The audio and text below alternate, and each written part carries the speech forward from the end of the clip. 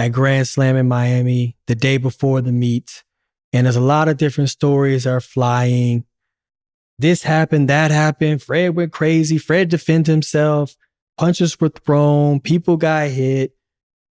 I wasn't there. I don't know. I know you weren't there as well, so you don't know.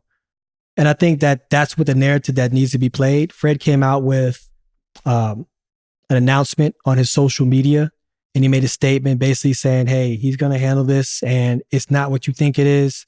And he is vowing to show and that he's not in a criminal act, and he wants to be able to make sure that everything is on the up and up. He apologized to Grand Slam. He apologized to his fans.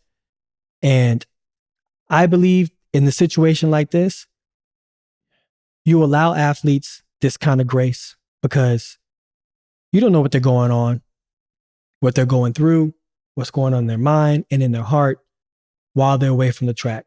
Fred has had a rocky season last year and this year, right? So far. I don't even think last year met, I guess. But if we want to say things away from the track, then obviously with the police situation, I think that was in January or something like that. And then dealing with this situation and family situation. I think that people need time to kind of decompress, find themselves again, and become whole. And I think that's where Fred is right now, right? Because you don't go out and run 44/7, go out, win a race, and then the next thing you know, you out here just knocking people's heads off. I don't believe that's how Fred operates. That's just me personally. The times that we sat down with Fred, he seemed like he was very in tune of what his strategy and what his plans were and what he wanted to do. And even his plan Bs, he had a strategy already in place. So I think he understood what the consequences were when it came to actions that happened in Miami. And I don't think that he's going to mess up his bag or mess up his legacy. So, stay strong, boy. Stay strong, my boy. For real. One of the things, text Fred, man. Fred, I'm rooting for Fred. You know what I mean? I'm definitely rooting for Fred. Once again, we don't have all stories or all information. But what I don't want people to get caught up on is what the media does, right? They'll take a story and a persona and run with it and try to build on old things that's happened in somebody's past and vilify some people, both parties, right? Not even just Fred. But the truth will come out in time. You know what I mean? They have people working on the cases at both ends. And like I said, man, I'm rooting for Fred. Fred has been through a lot. You know what I mean? Fred is going through a lot. But Fred is very resilient. He's one of those that rises from the ashes like a phoenix. So with that being said, I just hope this didn't damage too much for us not to see Fred on a circuit anywhere again, and he would be allowed back or grace back in the sport. That's one thing I would hope for him. Just piggybacking off of that, there was a conversation I was had with Otto Bolden said, Fred thrives in adversity. And then he charted out all the situations that led to his success and how it had adversity in front of it before he became successful. When he was a 400-meter runner and everybody's like, Fred can't run no 100.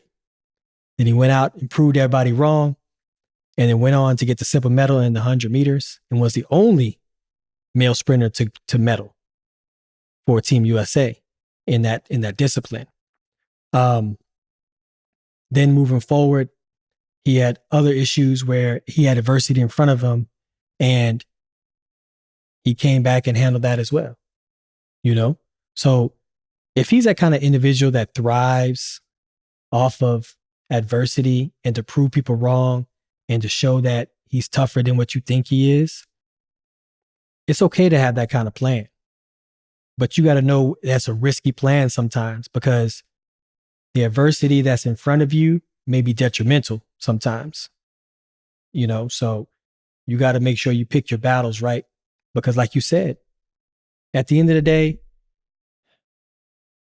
I don't want to see anybody, because I've been in that situation. I don't want to see anybody. I don't want to see Fred getting blackballed out here because of how he conducts himself. You know what I mean?